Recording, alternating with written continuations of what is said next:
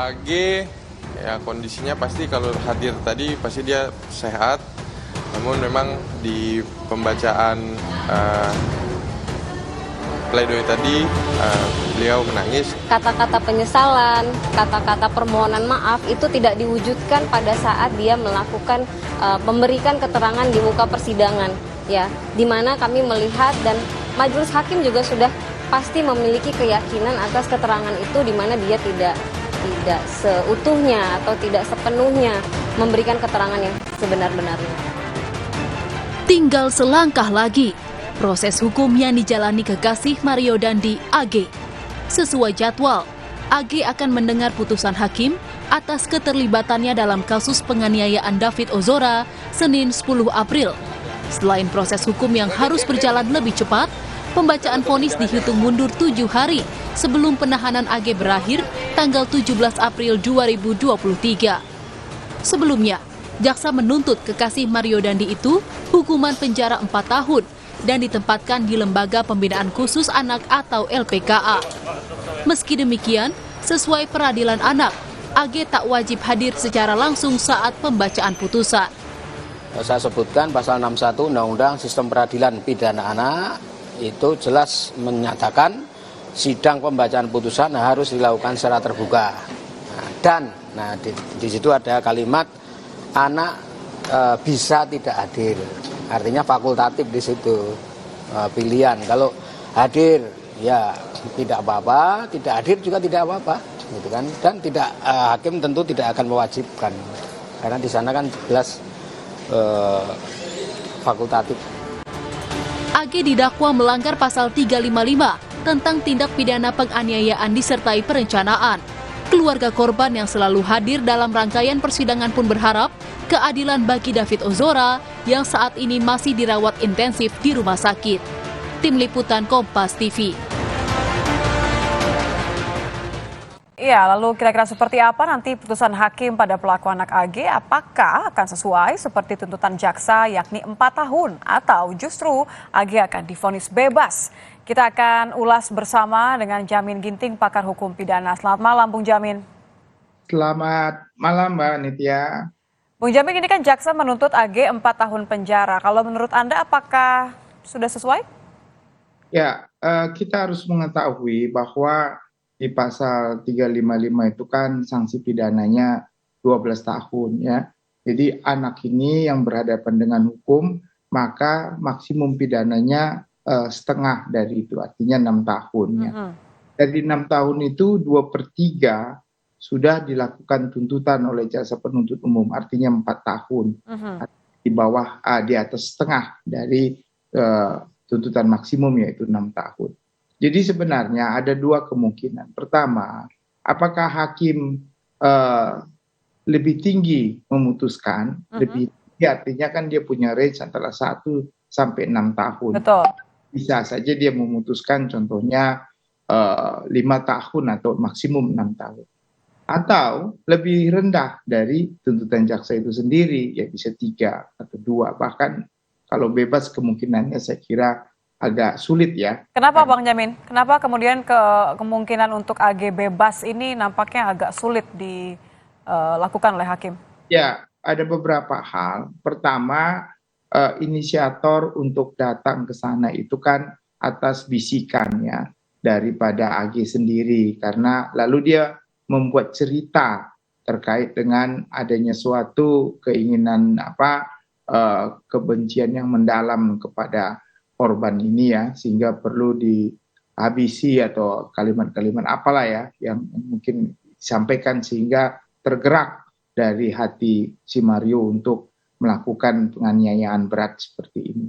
Nah itu sudah mungkin kalau saya lihat walaupun tertutup persidangan kita ketahui karena begitu keberadaan peradilan anak, tapi dari beberapa informasi kita lihat bahwasanya kemungkinan itu keterangan itu sudah benar begitu ya. Sehingga ada dua hal. Pertama, kalau apa yang diharapkannya itu tidak sebanding dengan apa yang dilakukan Mario sebagai pelaku material, maka hukumannya kemungkinan lebih kecil dari tuntutan jaksa. Ya, contohnya dapat dibuktikan sebenarnya AG ini tidak sangat tidak menginginkan sampai cacat ataupun luka berat ya. Dia cuma ya namanya anak muda ya, tentu dia cuma ya agak kasih pelajaran lah begitu istilahnya ya. Nah, tapi juga di dalam konteks ini ada juga kekurangannya kalau kemungkinan hakim menilai kalau dia nggak menginginkan lebih berat, kenapa pada saat dia tidak berdaya dia tidak berusaha untuk menghentikan. Nah, ini jadi bahan pertimbangan juga nanti bagi hakim untuk bisa lebih berat. Jadi kemungkinan itu ada. Tapi kalau saya melihat ya dari apa yang dilakukan seorang anak di bawah umur, tentu konteks ini kalau dalam konteks anak ini ada kenakalan namanya kenakalannya. Ada yang lain kejahatan. Makanya dalam konteks anak dia dianggap kenakalan. Sehingga menurut saya seorang AG ini kalau saya amati tuntutan dari penuntut umum itu sudah layak, sudah tepat menurut saya ya. Oke, jadi sudah pas karena mengingat juga statusnya sebagai pelaku anak begitu ya. Tapi kalau Anda bisa melihat ini kan keluarga atau kuasa hukum dari keluarga korban sempat menyebutkan AG ini berbohong, berbelit-belit, tidak mengungkapkan secara jujur apa yang sebenarnya terjadi. Menurut Anda ini akan menjadi bahan pertimbangan untuk hakim tidak nanti? Ya, itu kan tergantung kepada bagaimana dia bisa mengungkapkan suatu kejadian. Bisa saja karena ketakutan, ya, dia menutup-nutupi peran dia di situ, ya, sehingga dia tidak berani mengungkapkan itu.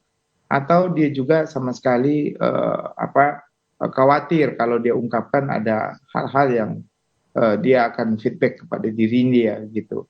Dan ini biasanya kalau dalam konteks peradilan kita ketahui ini kan berbelit-belit ya, memberi keterangan berbelit-belit. Sehingga ini memberatkan tentunya. Kalau sampai ini menjadi bahan pertimbangan bagi hakim, ternyata banyak berbohongnya gitu. Jadi tidak jujur, tidak mengakui perbuatannya, berbelit-belit dalam pemeriksaan. Nah, itu menjadi faktor memberatkan. Itu bisa terjadi. Tapi saya kira apa yang kita lihat kepada diri AG ini ya sebagai wanita ya dalam perspektif gender ya, dia harusnya juga diberi keringanan karena kekerasan itu jarang ya saya kira itu menjadi motivasi yang kuat bagi seorang anak kecil, bagi perempuan ya. Saya kira hukumannya itu ya apa yang sudah dituntut itu sudah tepat. Bahkan mungkin menurut pengamatan saya bisa rendah hukumannya dibandingkan dengan tuntutan jaksa penuntut umum. Bisa jadi berkurang 1 tahun ya atau hanya dihukum 2 tahun. Gitu. Jadi maksud Anda lebih besar kemungkinannya untuk hakim memutus antara 2 sampai 3 tahun begitu? Iya, bisa jadi. Jadi menurut saya kenapa begitu? Karena saya melihat awalnya memang dia memberikan keterangan sesuai yang dia tidak berani mengungkapkan karena kekhawatiran yang cukup dalam ya. Saya nggak tahu apa karena ada ancaman atau dari mana untuk tidak memberikan keterangan yang sebenarnya ya. Bukan atas kehendaknya sendiri. Tetapi terakhir dia harus mengungkapkan itu karena sudah ada serangan-serangan terhadap dirinya begitu. Ya, kita lihat hal ini menjadi hal yang menjadi hal yang menguntungkan dia. Kenapa? Karena dia akhirnya berani berterus terang ya. Walaupun awalnya dia takut, khawatir, mungkin ada ancaman yang kita nggak tahu karena persidangannya tertutup ya Mbak. Betul. Jadi kita tidak tahu apakah dalam persidangan tepatnya seperti apa yang diungkapkan di depan hakim begitu ya. Bisa jadi dalam persidangan itu dia ungkapkan kenapa alasan yang tepat ya, kenapa dia tidak mengungkapkan sebelumnya, mungkin karena ada ancaman, dia di bawah tekanan begitu ya. Bisa jadi kan sehingga dia tidak memberikan keterangan yang benar awalnya. Tapi akhirnya dia ungkapkan juga. Begitu ya. Oke, jadi ke masa depan ini juga kemudian menjadi pertimbangan bagi hakim untuk memutuskan ini memang kasusnya kasus sesuai dengan peradilan anak begitu. Tapi ada kekhawatiran dari pihak keluarga kalau kurang dari tuntutan jaksa ini akan memengaruhi nanti kasus yang membelit 2 terdakwa lain, Mario Dandi dan juga Shane Lucas. Menurut Anda ini akan berpengaruh sejauh itu atau karena ini 2 hal yang terpisah, yang 2 lain ini bukan anak-anak, Bung Jamin? Ya, tentu ini hal yang berbeda. Satu ya, kalau dari sisi Mario adalah sudah dewasa, artinya kan tidak ada pemidanaan yang dikurangi ya, dari setengah dari maksimum pemidanaan 12 tahun tadi. itu pasti hukumannya dia lebih berat. Tidak mungkin ya bisa di atas 6 tahun tentunya akan begitu. Nah, yang kedua, dia adalah pelaku material ya. Dari pelaku material artinya dia melakukan perbuatan itu. Terlepas apakah dia mampu atau tidak mampu untuk menghindar. Saya kira mampu ya untuk menghindar. Apalagi ini kan oleh anak AG ini kan tidak ada memberikan tekanan yang cukup besar, harus dilakukan, kalau enggak secara psikis gitu ya, di bawah tekanan secara relatif atau kuasa mutlak kan nggak ada tekanan yang tidak bisa dihindarkan dia gitu. Jadi dia mempunyai kehendak yang bebas untuk bisa menolak atau tidak menolak, tapi dia melakukan. Jadi saya kira itu jauh lah ya dari harapan daripada pandangan. Saya kira kalaupun dihukum AG 2 tahun atau 3 tahun, tidak menjadikan hukuman Mario itu ya mendekati 4 tahun atau 5 tahun, tidak. Saya kira tentu hukumannya lebih berat karena dari pelaku utama begitu ya? Pelaku material utama yang mempunyai independensi bebas untuk melakukan kehendaknya sendiri gitu, tanpa tekanan dari manapun. Baik, terima kasih Bung Yamin Ginting, pakar hukum pidana sudah bergabung bersama kami di Kompas Malam. Selamat malam. Selamat malam. Informasi lain usai jeda, saudara, diantaranya mengenai